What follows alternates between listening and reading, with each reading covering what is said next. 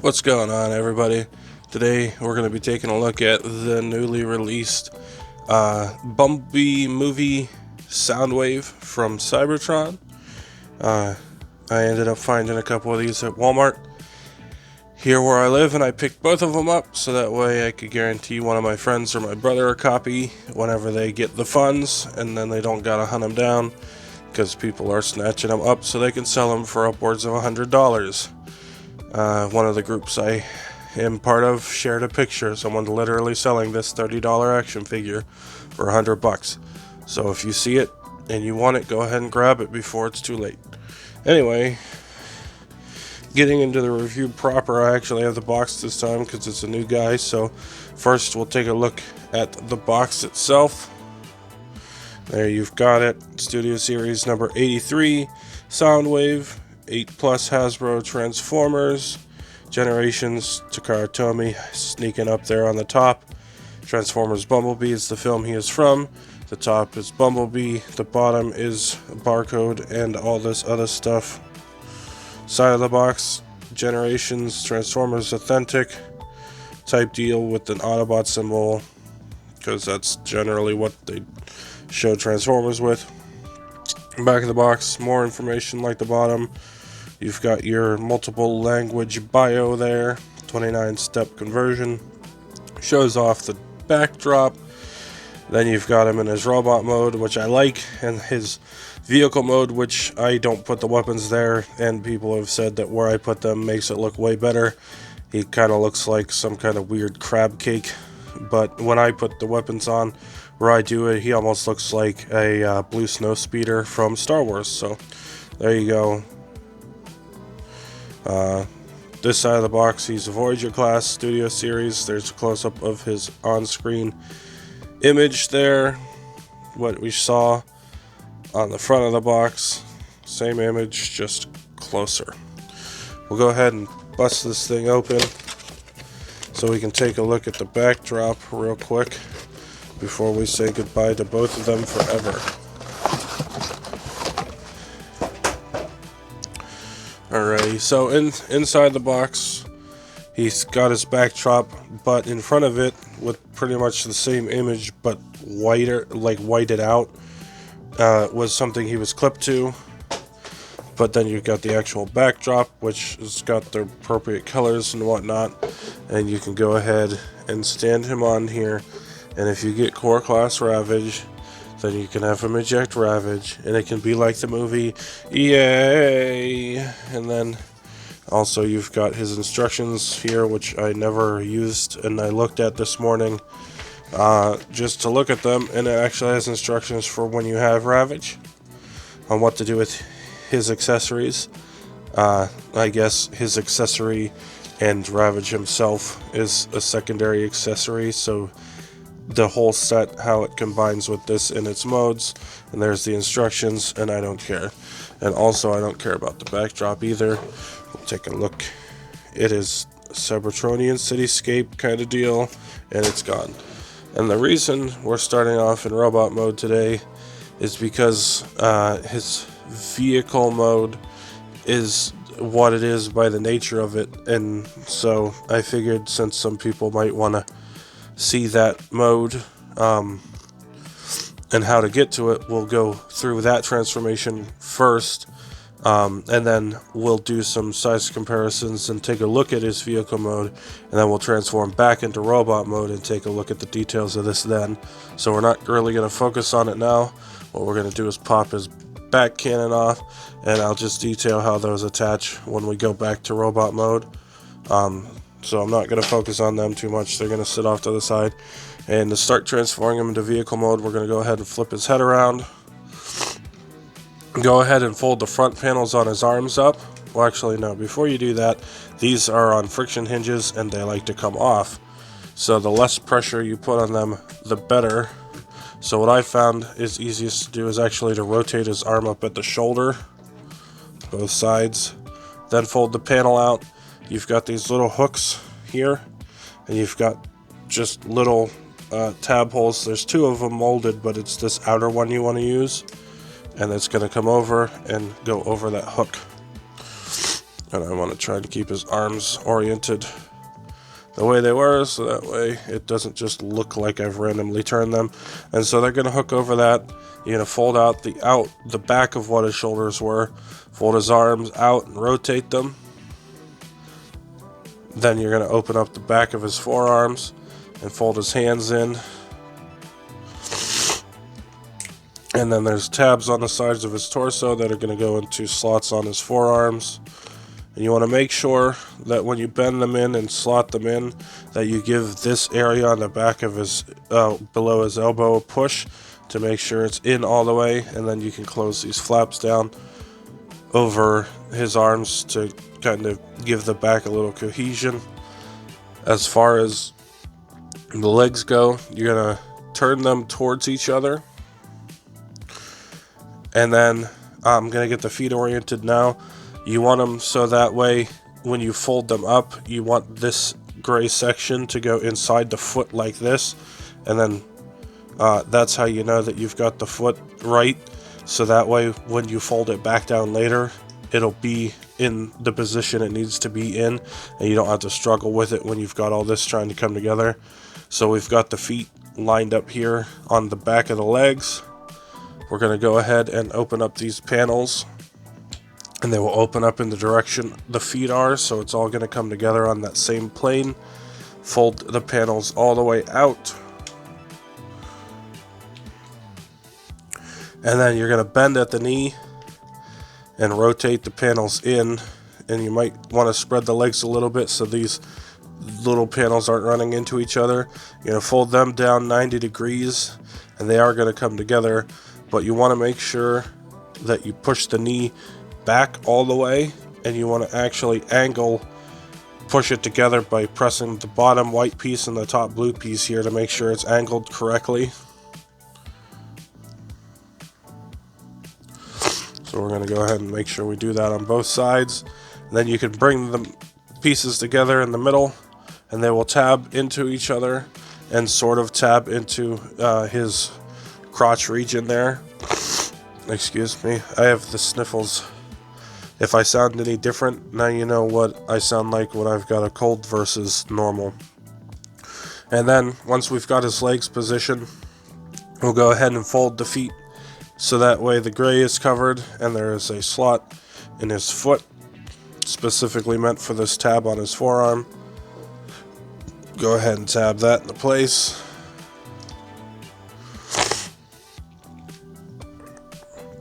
And then for the back plate, it's very simple. Pull up the little part or rotate it around, and then pull out the larger part and make sure that this strut goes into the slot it is for. Then rotate the whole back around, and you've got two tabs here that'll plug into these slots, and then you've got a slot here that's going to plug into this tab on his waist. Oops. There. And the official place for the weapons, as you saw in the box, is to plug them into the sides of his forearms, whatever you want to call it. But what I like to do is I like to use these screw holes up here as ports, and I'll plug this gun on, I'll be using these two screw holes. This gun specifically on the outside because it's got a shallower peg. It doesn't like to fit in this upper one. And then his other gun I'll plug in on the other side in the inner peg. So they're a little lopsided, but they're about the same length, and it makes it look better as a vehicle mode. Oh, and in case I didn't actually mention it, these knee pads, you want to make sure they're pushed forward. So you could do it like this, or you could have them on the same side if you want, so it just kind of looks like a speeder kind of deal, like that. Or if you want to, I believe the box and the instructions, or the instructions at least, show that this one goes over here and this one goes over here specifically, but I refuse to plug them into the official configuration. So there you go. There's Soundwave in his vehicle mode, and we can start off the review proper by taking a look at him in his vehicle mode. Alrighty, now that we've got the introduction stuff out of the way, and I showed you how to get here just in case, you know, because he's kind of nebulous in that he's turned into nothing in particular. Here we have him in vehicle mode, and we'll take a look at him in vehicle mode if I can get this to zoom in. There we go. And as you can see, he's got lots of molded details here. He's got a little bit of pinkish red paint picked out, little triangles, little like a trapezoid that's been hollowed out, like the cutout view of a little cup for medicine. Speaking of, because, you know, cold. There he goes. You got nice little gold detail revealed to make it look like it's his chest, but it's turned into like a cockpit. You can see down in there that there's actual molded seats kind of and stuff inside of it. My light is catching it. If you can see that at all, he's got some molded stuff. I wonder if I turn my flash on, if that would help. So yeah, not really helping, but you can definitely see that they've got stuff molded in there. And this gold paint here and this is all for vehicle mode for show. It's not part of the robot mode at all. Coming down to the front, you can see his legs there hanging out. But, I mean, it just kind of looks like random alien vehicle stuff, which is what it is. So I can't hate it too much, especially with where I put the weapons. It makes it look actually kind of cohesive as like a little snow speeder, but on Cybertron for all the Cybertronian blizzards they have there. Coming down the side, you've got some gold paint. That's for the front of his leg in robot mode. His gun's got a little stripe of pinky red. He's got some silver here on the front details. That's about it as far as paint on his gun goes. You've got the white of the arms on the side. On the back, nothing is painted, but again, just the angles and the plating and the way that this sits just screams snow speeder to me. I don't know if I've just got Star Wars on my brain because I watched The Mandalorian or what. There was no snow speeders in that I recall, but there you've got some gray, silvery, almost looking paint there in his arm. It looks silver here, but then you've got the little gunmetal elbow joint kind of, you know, making it look a little darker in there. There's the bottom. You can see his pantaloons, his chest, and the back of his head, as is per usual for stuff like this. And there you've got a full top view of him. So yeah, articulation in this mode. His gun kind of wiggles on either side, and other than that, he just kind of hovers around. So that's about it for his vehicle mode, other than getting into some size comparisons. So we'll go ahead. Yeah, he slides. He slides as hovering, tanky, snow speedery things should do. He slides. So we'll go ahead and take a look at some vehicle mode comparisons, and then get into transforming him back into a robot. Alrighty, starting off our size comparisons. There you got him with our trusty silvery Rubik's Cube, with our Gormagala statue, with our Volkswagen Bumblebee from the same film he's from for once. Definitely not scale, but that's kind of nice, I guess. With the Cybertronian Starscream mold from the Bumblebee movie from Studio Series. This is the only copy of the mold I got. I never picked up Thrust because it's a different color with a different head, and that never really interests me that much, so I just got the Starscream, and it's the only Decepticon I've got from Cybertron from the film, so there you go for that. And last but not least, in alt mode, here he is with the Netflix tape deck Soundwave, just because we're going to compare these guys together because they're Soundwaves, so there you have that. Alrighty, so that's about that. Without further ado, we'll get him back into robot mode. There is a way you could do this where you can keep the weapons on mostly through the transformation, so I'll show you that. Go into robot mode. We're going to, of course, reverse what we did. So we'll pull this up and rotate it around, snap it back in, fold this up. It's on a double hinge, so we're just going to fold it all the way up, rotate it around, and snap it back in. Then we can go ahead and take his gun, and we're going to pull this out on this hinge to reveal another peg, which is the peg we're going to want to use for robot mode. We'll go ahead and plug it in and leave it there, and we'll take this gun and we'll plug it in and leave it there. We'll go ahead and pull his feet away and fold them up like we had them before.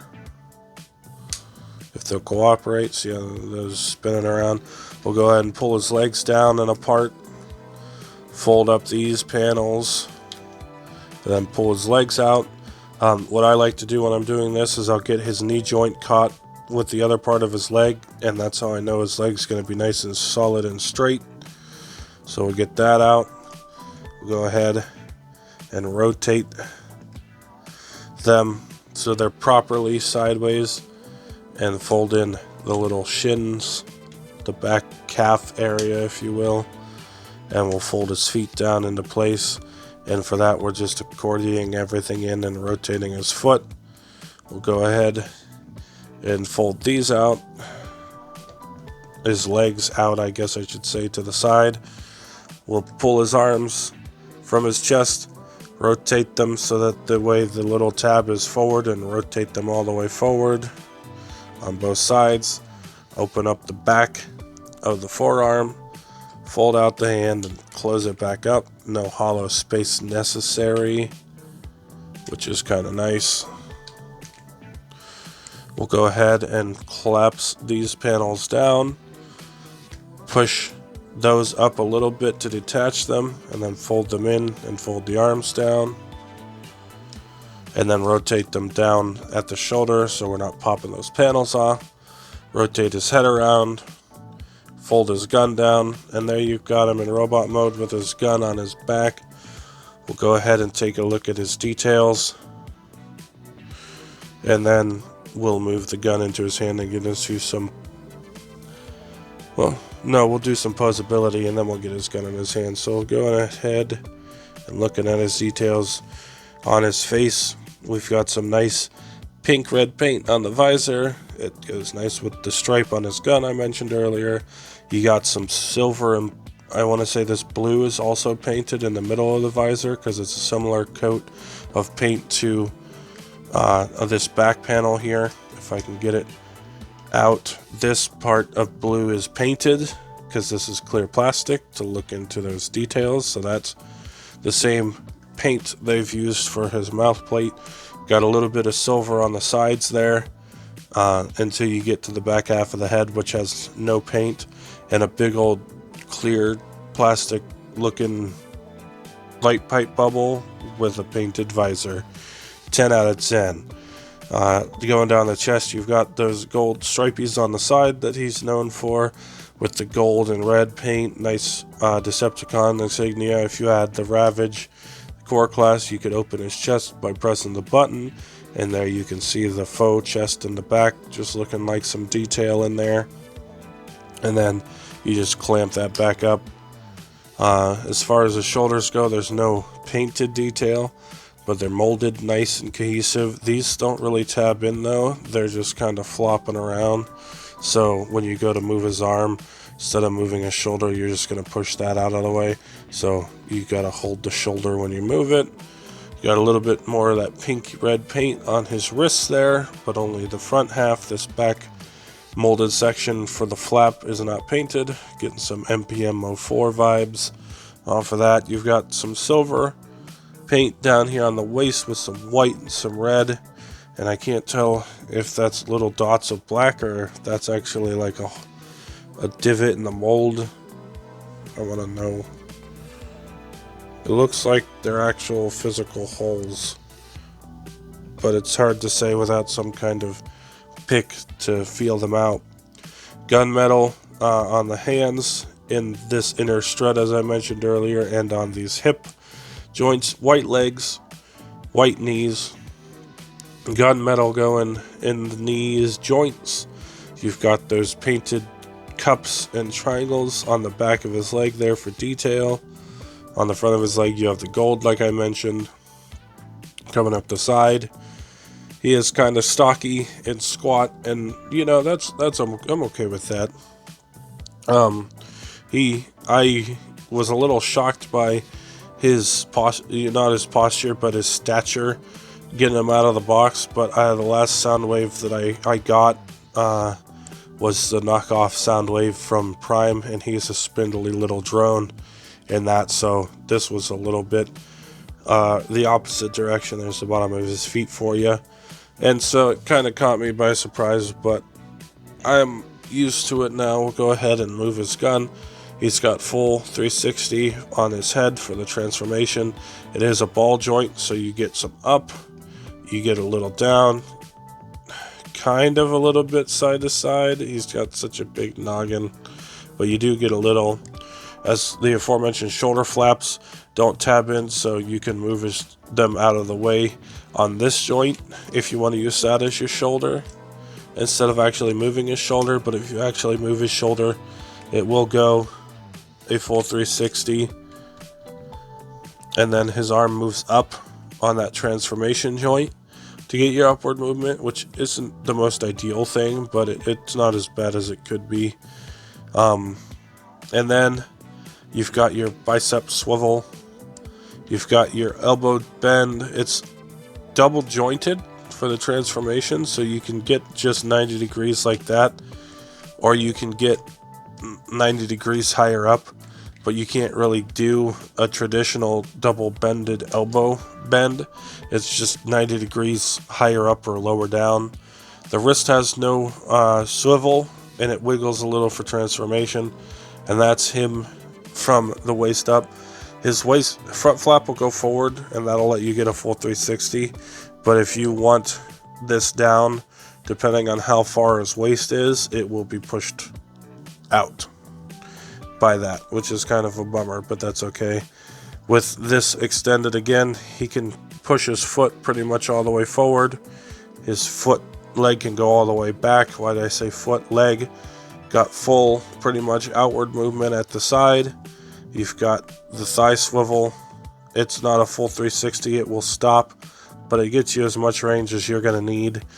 This is especially deep for the transformation, but it's kind of how you can tell you're going in the right direction. This won't even let you spin it fully out in this direction, so you know you've got to go this way.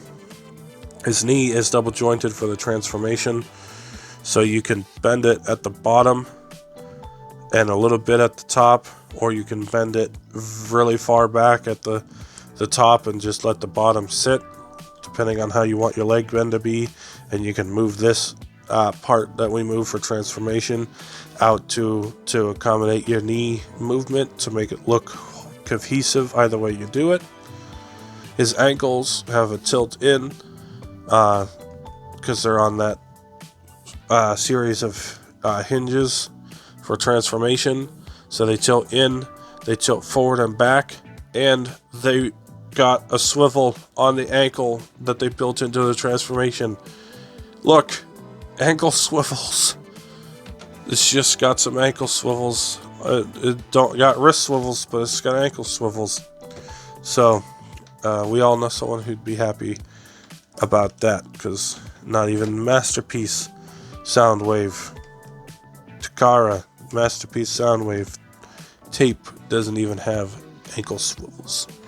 Go ahead and pop his cannon back down and take his gun off and put it in his hand. It's just a gun. We'll go ahead and take a close look at it. Molded blue, painted gunmetal black, gray-ish. Got a kind of cool looking scope. I like this gun a lot, actually, guys.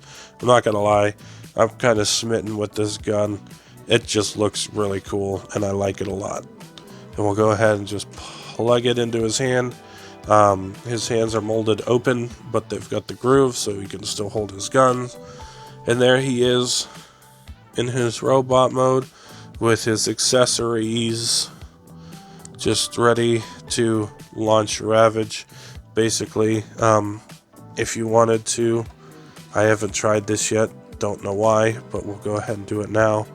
We'll see if we can't get his arm up and out in a way that he can poke himself in the chest. Maybe if we use all of these joints at our disposal, we can get him to do it.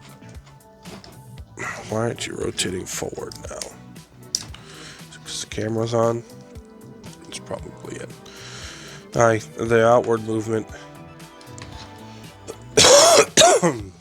Excuse me. The outward movement is not going to be kind to us. I don't think we're going to get him pressing his own button.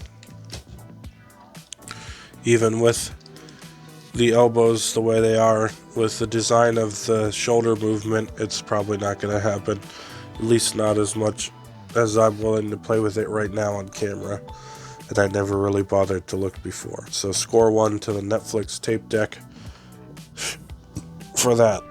Also, there are some fan modes to get him into kind of a vaguely rectangular shape. I'm not gonna bother with that in this video, trying to make him look like a tape deck, because he's not supposed to, he's not designed to, and it does not look good. So there he is in his robot mode. We'll go ahead and get ready for robot size comparisons and then finish this review up.